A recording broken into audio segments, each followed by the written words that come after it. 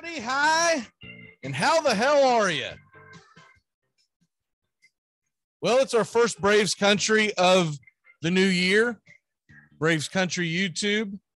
And if first time listening, we do talk all teams, all major league teams, but we do concentrate on the National League East and the Braves, mainly because we bring you two Atlanta Braves games starting this year. It's going to be two Atlanta Braves games right here on this YouTube channel. We'll be doing a radio type call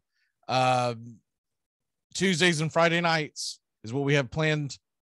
And on Thursdays, we're doing a game of the week where we are going to pick the biggest game of that evening. All the games are going to start around 7 o'clock Eastern, give or take. And we have a pregame show, et cetera, et cetera. The first game that is scheduled on the docket just happens to be Braves Reds because of the way that the schedule fell. It's opening day, and there's not many games on in the mid-evening. You've got a handful of early games. You've got a few late games. Braves Reds are 7:20 Eastern. So we'll come on about an hour before then, about 6:30 Eastern, and do a pregame of all, NFL, baseball, and get you ready for the ball game.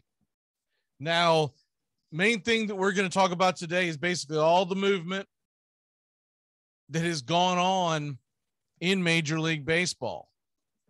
And not going to make this a really long show, but we're going to show up here once or twice a week and kind of drop in and give you a different show to listen to for Major League Baseball and specifically the Atlanta Braves National League East. But we will talk a lot of Eastern baseball, AL East. Okay. So the first thing that everybody has emailed me and texted me and inboxed me is the obvious, and that is the Freddie Freeman signing of the Los Angeles Dodgers. And I know most Braves fans were tired of hearing about it, sick and tired of seeing it, don't even want to see him in another jersey. And I'm in that same camp, but I did want to go over it real quick because there's been some questions on what really turned the tables to where Freddie ends up in LA. The main thing, now there's a lot of things you can unpack, but we're not going to spend the whole day doing it. The main thing is that Freddie Freeman, his agent, I'm not going to say Freddie Freeman, his agent gave the Atlanta Braves an ultimatum the Saturday evening before the Matt Olson trade. Now remember, Matt Olson gets traded to the Atlanta Braves about 48 hours after this happens, give or take. It depends on who you believe when it was given. But the point is, there was a 24-hour ultimatum given to Anthopoulos and the Atlanta Braves that says, pick one of these deals or else, is essentially how it was given. And they did the or else. And now it's being sold by the Freddie camp and the LA camp and LA fans trying to make the Braves the bad guys and saying they never even told us that there was a trade involved, that they backdoored us. That's a bunch of nonsense and hooey. Because what it all comes down to is when you give a team an ultimatum and you say you got to respond in 24 hours and 24 hours has come and gone. I mean, common sense will tell you they obviously didn't like whatever offers. There's a lot of debate on what the offers were, but one thing is known for sure. Both offers that they tried to get the Braves to sign on are nowhere close to what he signed on with the Dodgers. Now, the Dodgers deal, it's sold to you as 6 years, $162 million, and the Braves 5 years, $140. You can do the math. The AAV is much better in Atlanta. And then, of course, everyone's gone on and on and on about this. It's stating the obvious once again, but your living in Atlanta on $140 million is a lot better than living in California on $162 million. Neither way is he going to be hurting for money. Don't get me wrong. And maybe he'll be able to make up some of it in merchandise and whatnot. Who knows? But the simple fact of the matter is California's state tax is more than twice the state of Georgia. California state tax, 13.3 or 4%. I don't have the numbers in front of me, but it's somewhere in that area. And Georgia is sitting under 6. I believe it's 5.6 or 5.7. It's somewhere in that area. Now, there was also a few other teams in play, along with Boston, which, look, Massachusetts has a high tax, etc. The interesting thing that I found was that the Tampa Bay Rays evidently made a pretty hefty offer as well. It was very competitive. They've never really released the numbers, but they say it was pretty competitive with what the Dodgers and Braves were offering. If this was about money and wanting to win, there's no state tax in the state of Florida. I'm a little shocked he didn't take that because the Rays never make that move. And maybe he wanted some insurances that he was going to be playing for a team that was going to be competing. But Tampa Bay has been a very competitive baseball team every single year for the last, we'll say, decade plus. So that can't really play into your thought process of, I don't want to go to Tampa because they're going to struggle. Tampa finds a way to win. And they were looking at trying to build a name, a big name that they knew would be recognized in the Southeast, with Freddie Freeman playing for Atlanta all those years. And remember, they've also locked up their young star Wander Franco to a decade deal that they signed. I believe it was last spring, if memory serves me correct. So they were going to make those two the cornerstones to be able to sell the tickets in the market and whatnot. But anyways, he picked LA. And this is the most interesting part, is the deferred money. He's got $27 million this year. $7 million is deferred without interest. All of these are deferred without interest. Okay. So sometimes when the money is deferred and you get it after the, I think I saw where his deferred money was going to pay him all the way to 2040, the year 2040. So we're talking about 18 years from now, it would finally be done. But a lot of these deals, when they do the deferred money, it's with interest. These are all without interest. It's 27 this year, but he's only getting paid 20. It's 27 every single season. Okay. And the deferred interest for 2022, deferred without interest, 2022 is 7, 2023, 7, 24, 7, 2025, 12, and then 12 and 12. When it's all said and done, when you look at it, his agent did a terrible job. He got less AAV. Yeah, he got more money in the long run, but when you look at the way it's going to be broken up over time and you add in the California state tax, it's going to be even Steven. He was going to get essentially the same amount of money in 5 years in Georgia that he's going to get in 6 years, actually, 18 years in California. So the Dodgers very creatively, and you can't hate their front office. They outsmarted the rube that Freddie Freeman has as his agent. I mean, he took them for a ride. And what they did, and it all comes down to the fact that he is a big star.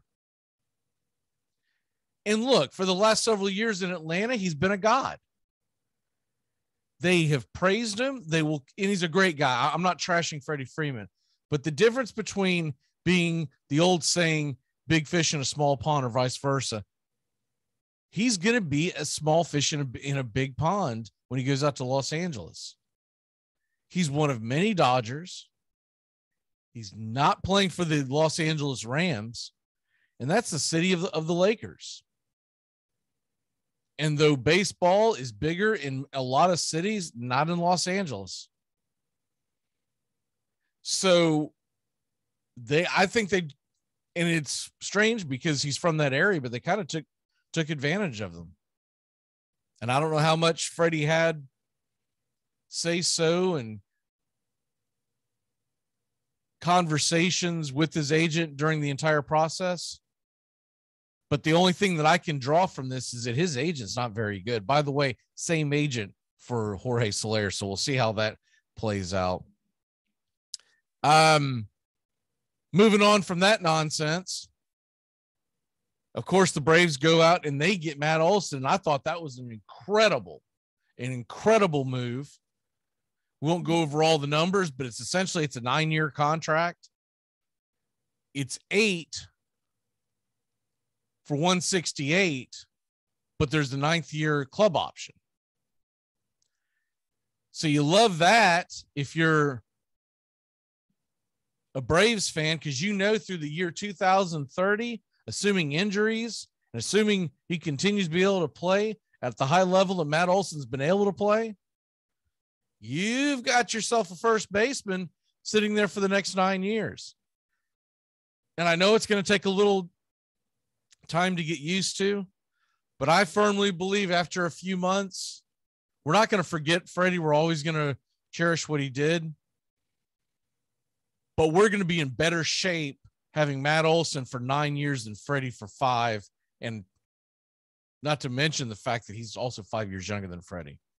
And just an incredibly smart deal by Anthopoulos and company to bring in somebody like that with that kind of power.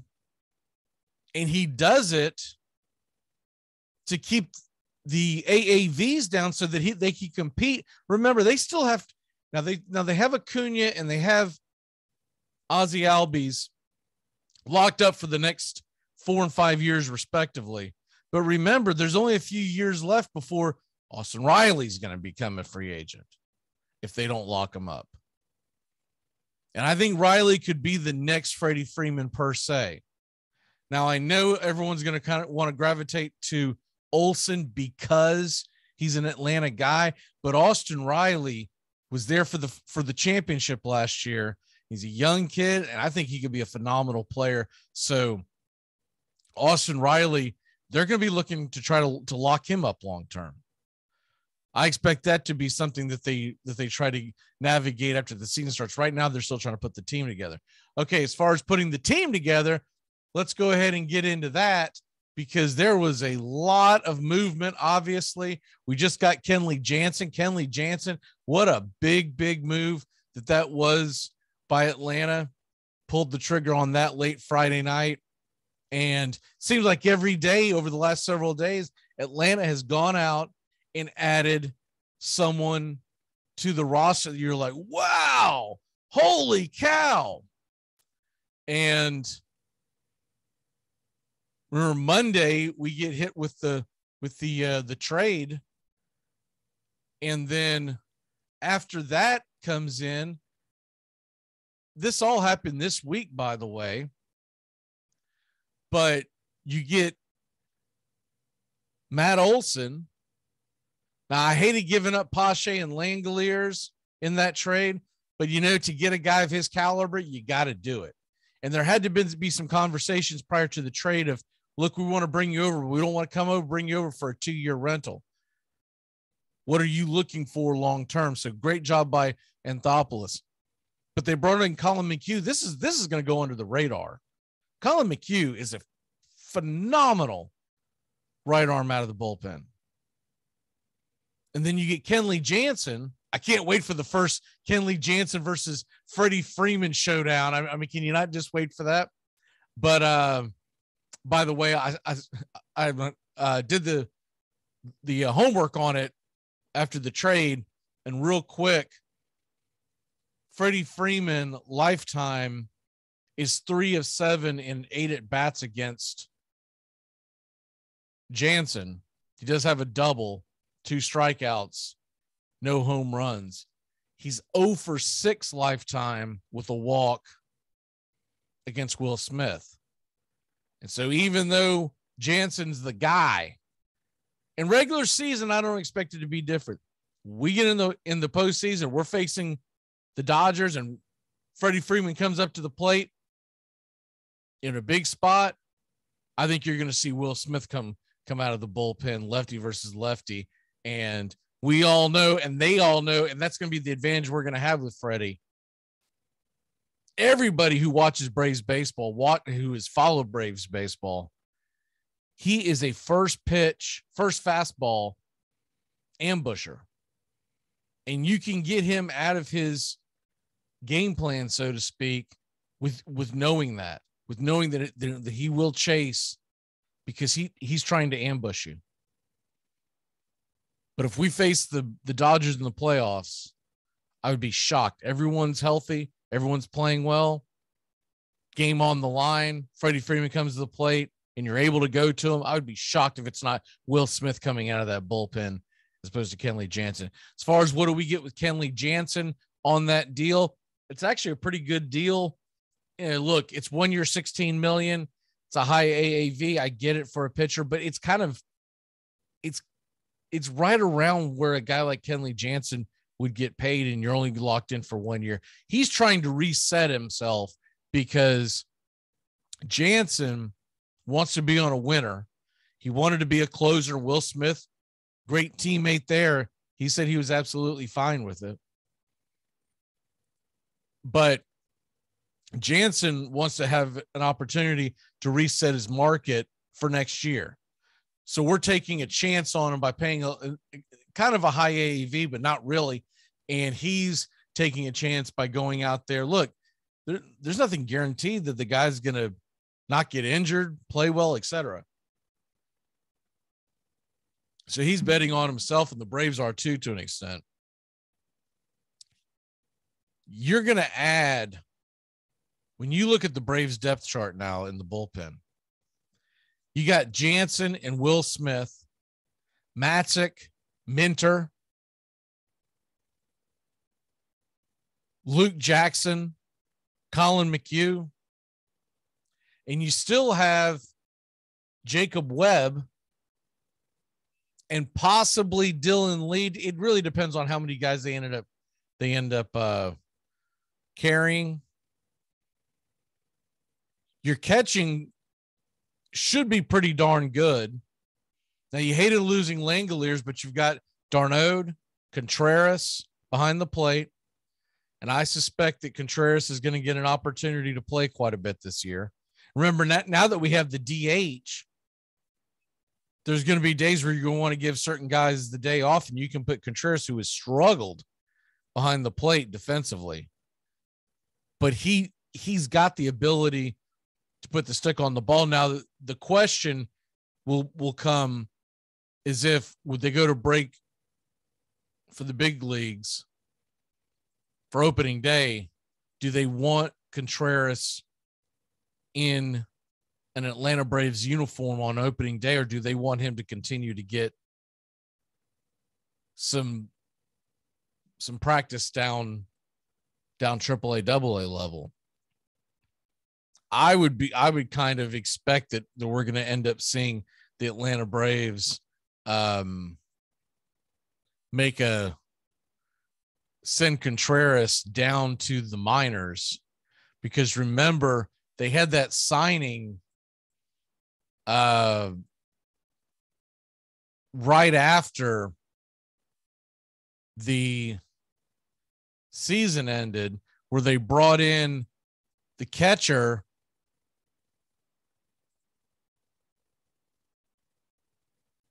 and a defensive star, so to speak, in Pena. And so I kind of would expect for him to be the guy and be the backup guy, and the Contreras goes down south. Now they right now have Contreras listed as the catcher in the depth chart, but I think that's very fluid. I think there's a very good chance that Manny Pena ends up being the backup catcher. He's a defensive stud, and that's what you want as a catcher. Most people will remember him from the postseason because the Braves went up against him and let Contreras kind of bloom. Because remember, we still have d'Arnaud for 2 more seasons. He signed that extension last year, so that's going to be huge. Getting d'Arnaud at the beginning of the year and hitting the ground running for 2 more seasons, and this year he's not going to be coming back from an injury, hopefully. Remember, he missed, 3.5 months last year? That affects the guy in a swing. Now, he played big in the postseason, kind of struggled the first couple rounds, but he was huge, had a huge home run in the World Series, and not to mention caught every single pitch behind the plate. I think that gets very, very overlooked. But looking at it, Atlanta and what they've got going on, they've done a phenomenal job. And you look at the rest of the Atlanta team, the one question that we have is who's going to be that 5th starter? Because right now you're probably looking at Max Fried, Ian Anderson, Charlie Morton, maybe Wasker Noah. And we do have Soroka coming back, but they have not guaranteed that Soroka is going to be the pitcher on the rotation at the very beginning of the season. They're still trying to bring him back, and they're probably going to err on the side of caution. So I would tend to think that we're going to see you could see some openers action, especially with this short preseason. And that's why guys like Colin McHugh and of course Kenley Jansen become very, very important. I'm interested to see Kyle Mullers. Does he get an opportunity? Remember, there were a lot of guys that helped this team out down the stretch. And don't forget too, they signed Tyler Thornburg, and he is a fireballer. But you got Tuki Toussaint. You've got a lot of guys that you can throw at that bottom. Kyle Wright, who pitched phenomenally his last time we saw him. And all of this is predicated on the fact, I do think if they're going to add another big ticket item, it's more likely going to be they're going to try to get a bat. They're going to look, they've went out and done some things with the arms. They would love to get Jorge Soler, but if not Soler, they need an outfield bat. And I just don't think they want to lock into anyone long-term because they got these kids, Harrison Company, down in the minors. And so they're kind of navigating through that. And Atlanta does not have Los Angeles, New York, Boston money. So they're a little hamstrung these next few years. Next few years, we're going to get out from under the terrible contract that AOL signed for local television rights. And at that point, the Atlanta Braves ought to be able to keep up with the Joneses. But moving on from that, because the Braves obviously have had a phenomenal offseason, but what about the teams that they're going to be going up against? And mainly, I'm going to point to we'll start off here in the division. We'll talk about the Mets. Obviously, the big ticket item that they went out and got was Max Scherzer. If they can stay healthy, Scherzer, DeGrom, and now Bassett, and National League fans, if you're not familiar with Bassett, he's a very good starting pitcher. Now, he's had some issues staying healthy, and he's had some ups and downs, but all in all, he's been a pretty damn good pitcher. Was one of the best there was last year. They went out and made a big trade.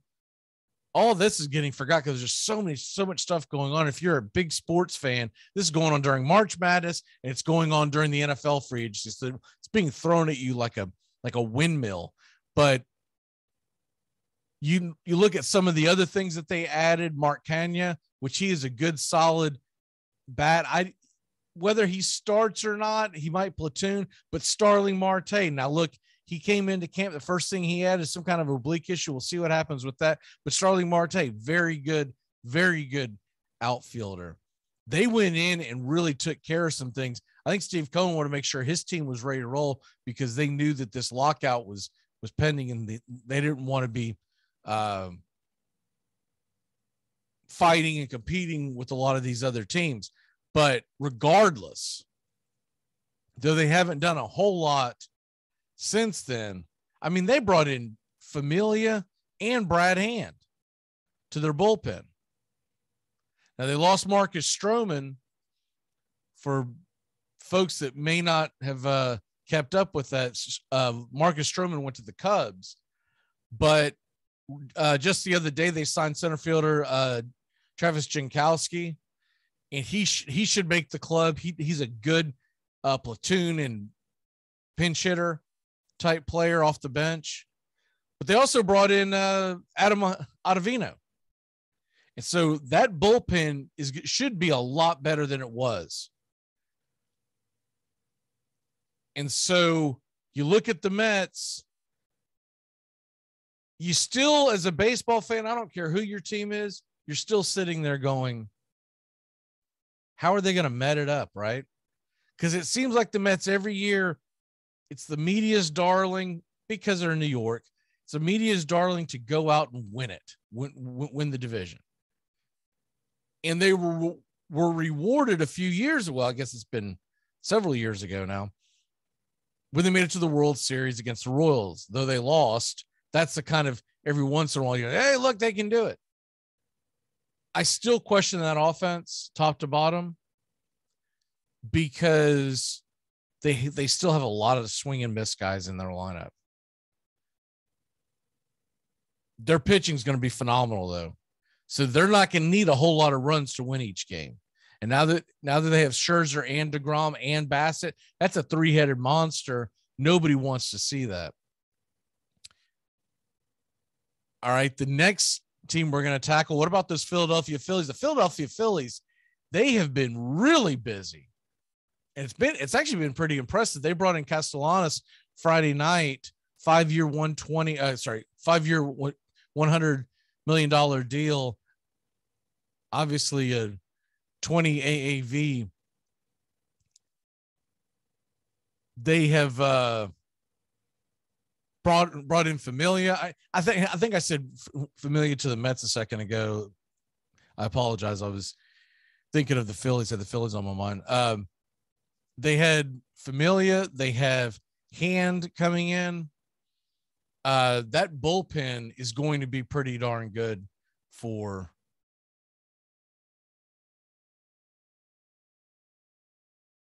cut.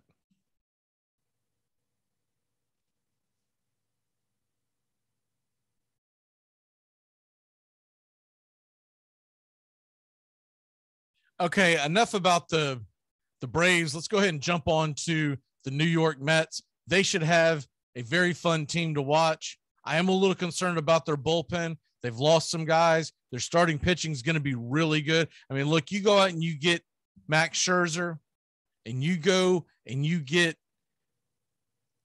Adam Ottavino for your bullpen. You've made some additions, not to mention Chris Bassett coming over in the trade. For you National League fans who are not familiar with Bassett, very good starting pitcher, right-handed starting pitcher for Oakland for many years. And so now he comes over, and I guarantee if he pitches well over these next few months, they're going to be looking to extend him. They still have a couple of question marks, I would say, in their starting rotation. Remember, they lost Stroman. He goes to Chicago. They still have Taijuan Walker, but Taijuan Walker was really good at the beginning of the year. Almost lights out. And then the second half of the year, he was a shadow of his former self. So was that fatigue or was that the league figuring him out? Because remember, he had spent his entire career over in the American League West. I don't know. But I'd be concerned if I'm the Mets if you're rolling him out there. your top three starters are going to be phenomenal. And you've got some of your other guys that can play into the mix for the fourth starter. But looking at the bullpen, they've done little to address that. They did bring on an Ottavino, but remember, they lost Familia, they lost Hand. Both of them get signed and go to Philly. We're going to talk Philly here in a second. I still think they're going to make some moves and bring some guys in, but it's almost like they're going to see where they're at and try to make trades at the deadline. Now, I think the difficult thing this is going to do, and maybe this is a plan that they believe in, or maybe they just really believe their bullpen is going to be much better. But their bullpen was not exactly shut down last year. And, of course, we all know the Jekyll and Hyde Edwin Diaz. You just never know what you're going to get with that guy. They've got some good pieces. I just don't know if it's a strong bullpen top to bottom. They definitely have the buying power to go out and get guys. But when you go to hit the deadline, the trade deadline this year, it's not going to be like other years. There are going to be guys going out there or teams out there that you would think would be selling, and they're going to go, we got a shot. We have a chance now. It's not a 5-man playoff in each league. It's a 6-man, and that extra wild card is going to make a huge difference. So I think it's going to be more difficult to go out there and find the bullpen arms. You might be able to get them from the bottom rung of the league, but typically, if you're at the bottom of the league, you got a terrible bullpen. So that's my biggest concern with the Mets. And to be honest with you too, with as far as their offense goes, they've got a lot of swing and miss guys, and I would be concerned with that. Now, they got some power. They got some boppers. Should be a fun team to watch. They're not going to need a lot of runs to win, but you have a lot of strikeouts in that lineup. And even the guys that they brought in, Starling Marte, Kanya, these are guys, they're swinging for the fence. And that doesn't necessarily equate into runs on a regular basis. And remember, they lost Conforto. He's still a free agent. It'll be interesting to see where he signs. But just keep an eye on that, because I believe that's going to be the difference between the New York Mets and the rest of the division. Is they're going to have phenomenal starting pitching, especially their top three guys. I don't know if it's the best rotation, because if it's the best rotation, I got to take into account all five. But it's definitely top three. They have the best. But are they going to be able to stop you from scoring late in the game? And that was Philadelphia's Achilles heel. And Philadelphia went out and addressed it. Philly, their big question mark is going to be their starting pitching. Now, Zach Wheeler obviously was phenomenal last year. Aaron Nola, I believe, has the stuff. But look, he's getting up there in age. I thought he was going to be more Roy Halladay. And instead, he's becoming a guy that maybe he's lost velocity over the years or whatever, but he's almost 30 years old, and he's not. When Aaron Nola first came out, I thought he was a lock for the Hall of Fame. I thought this guy was going to be phenomenal, and he has struggled. Now, some of it's been injuries, but he has struggled. He needs a big year. Zach Eflin, you can't count on that guy. Kyle Gibson, he's good-ish, but he really didn't do anything when he got brought over by on the trade deadline. And the one that I'd be leaning on after Zach Wheeler, to be honest with you, is probably Ranger Suarez. So their starting pitching, unless they make some moves, is going to be a huge question. But I do believe they've fortified that bullpen. I just don't think it's a great bullpen, but I think it's much better than what they had last year. Where the Phillies are going to get you is the Phillies are going to be able to score some runs. They are absolutely going to be able to score some runs. And you've got Real Muto. I expect Alec Boehm to take that next step this year. But you got Real Muto, Alec Boehm, Segura can swing the stick. Didi Gregorius has a pretty decent bat as well. And then you start looking at that outfield. That outfield is going to be scary because they added Castellanos. You know what you're going to get in Bryce Harper. And then, of course, Schwarber's most likely going to be their DH most days. They can't put him in the outfield. You can't even technically put him at first base. Boston did. He's just terrible defensively, but he's incredible stick. Now, he can get hot as can be, but he has also been known in long slumps. So that could be an issue, but Philly shouldn't struggle to score. They're going to struggle to stop you from scoring. And you're going to be, if you're a Philly fan, you're going to see a lot of games where you score 7 runs and you still lose the game. But they should be exciting. They should be a very exciting team to watch going forward. Real quick, just catching up on the rest of the teams of interest. The Nationals, I just don't think this is a year that they're trying to push. They don't know what to expect to get back from Strasburg. Corbin is not what they thought he was going to be. This is going to be a year where they're going to try to push through with guys like Josiah Gray and hope they get something big out of him. But you look at what their offense is going to be like, I think it's going to be more of the same. They're more concerned on locking up Juan Soto long-term than they were concerned with going out and getting big names to their squad. I think they're eyeballing next offseason. I really do. It's what it feels like. I mean, when they go out and sign Adrianza, we all know that he had 20 plate appearances last year in the regular season when hitless. They're taking a step backwards, I believe.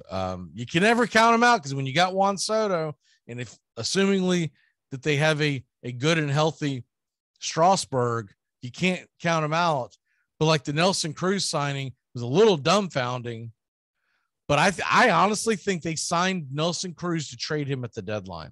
Because if Cruz goes out and does Cruz types things and it's 20, 25 home runs at the deadline, someone's going to give a pretty decent prospect to them, or maybe even 2, to bring Cruz into their team.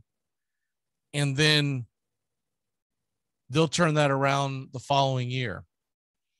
Same thing with the Marlins. The Marlins have done basically absolutely nothing. And I'm not expecting the Marlins to do a whole lot. I think they're going to try to win with what they can win with. Like, this is the reason why Derek Jeter left. Now, he shouldn't have been surprised. For him to get ticked off that they're not trying to push the envelope and go after guys and win. Yeah, this isn't the first time we've seen this movie. This is the Marlins. Now, they went all in 97 and 2003 and won it all, and that's great. But if you're a Marlins fan, if you've been a Marlins fan for, we'll just say since 94, 95, I believe they came in the league in 93, but okay. So we'll just say you've been a Marlins fan from the beginning. You have had 2 incredible years where you were happy as you could be to see your Florida Marlins win the World Series. And then you've had about 28 years of crap of not winning the World Series. Most times they don't even make the playoffs. And most times of those seasons, they don't even sniff the playoffs. And it doesn't look like it's going to be much different. You know, they might have an outside puncher's chance because they've got a good young starting staff. And I do think their pitching staff is very good. But it feels like they're going to start to get to that point where they're really good. And maybe a year, maybe this year, maybe next year, you'll see them trade them again. And that's why Derek Jeter took off. The Boston Red Sox are dumbfounding. They are just absolutely dumbfounding. You know they have the money, and they really haven't done anything. I was shocked that they didn't get Castellanos, and I was floored that they were not the team that outbid LA for Freddie Freeman. If 162 was the ceiling, Boston should have went all in. They should have said 180. Come on, let's go. Because Freddie Freeman would have raked at that park. Boston has done nothing. And Chris Sale is shut down because of a side rib issue. So this is more of the same with Chris Sale, where he can't stay healthy. This is going to be a disaster. Now, they shocked us last year, and they competed with what they have, and maybe they're going to go out there and get something that no one expects.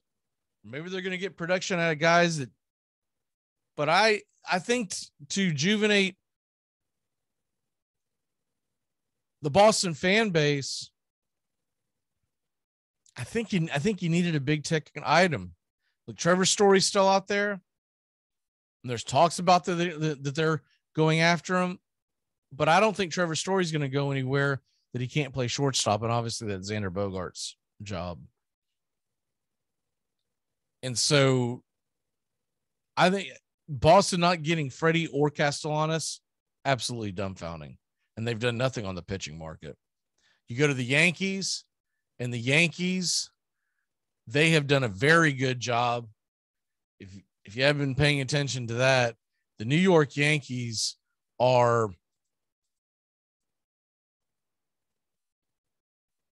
first of all, they go out and get the big trade, bringing in Josh Donaldson. And by the way, he yanked one out of left field on Saturday. But the Josh Donaldson trade, to me, was huge because it gives them more star power, and it got rid of Gary Sanchez. And we all know the Yankee fans want to get rid of Gary Sanchez. So you're going to have Josh Donaldson. You're going to have DJ LeMahieu, Gleyber Torres, Anthony Rizzo. They signed Anthony Rizzo back. I thought that was a great sign. You got to get that left-handed bat. Of course, they've got Gallo and Stanton and Judge, and Hicks comes back from injury. They're going to be able to score. They still have a lot of strikeouts in that lineup, though. And they're going to struggle from time to time. But I think all in all, it's going to be a pretty darn good offense. One of the better offenses in baseball. The bullpen, it's okay. It's not what I would consider some of the great Yankee bullpens, but it's pretty darn good. Anytime you got Chapman as your closer, you know that you're not going to be awful in the bullpen.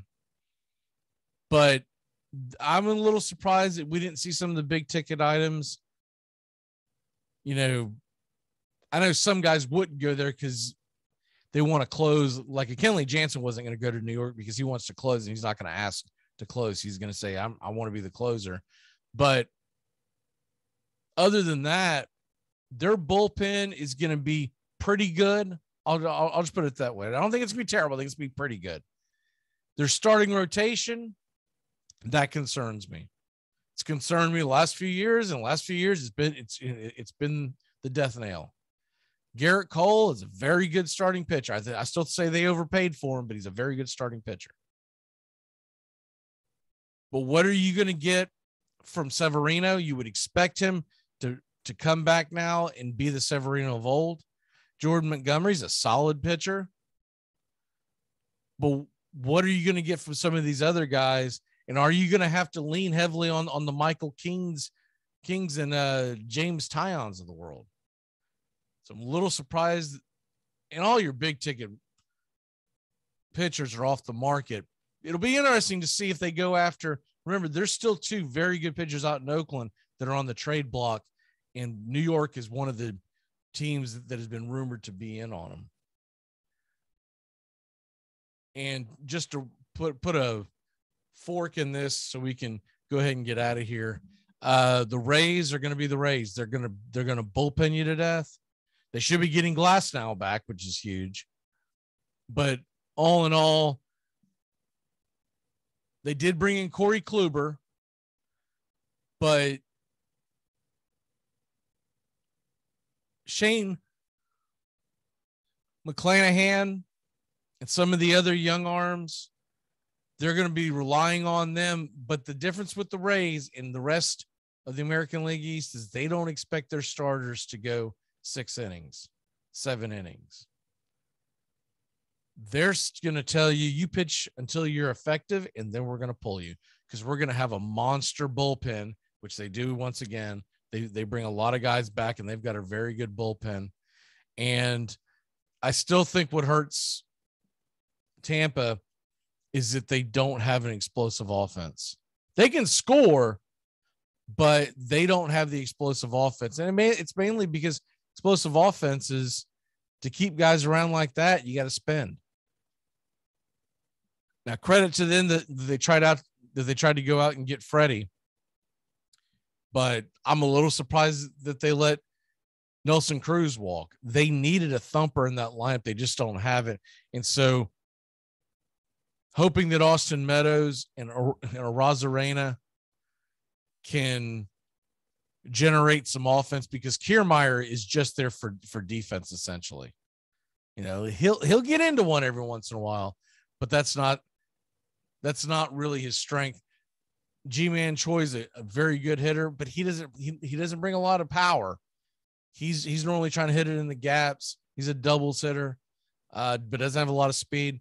So not a whole lot of movement there. The Minnesota Twins, I think, is the one team that I just don't have time to talk about them today, but the Minnesota Twins have done good things, great things, signing Correa, bringing in the pitchers that they did. They got Gary Sanchez. They're going to try to get something else out of Gary Sanchez. So remember, they moved Garver. Garver goes to Texas. A lot of fun and exciting stuff going on in baseball, but I don't want to keep you here all day, so I'm going to go ahead and get off here. Braves Country YouTube, opening day, April 7th. If you can't see the game where you're at, go ahead and dial us in. We're going to bring you the game. Should be a lot of fun. And I'll bring you another Braves Country Today broadcast. That should be, we'll probably do it again next week. Since this is the off season, I'm not going to do more than one a week. So next weekend, you can expect another one. For all the guys and gals behind Armchair Quarterbacks Radio, thanks for listening to Braves Country Today and Braves Country YouTube, April 7th, 7:20 first pitch. We'll see you then. You're in Braves Country.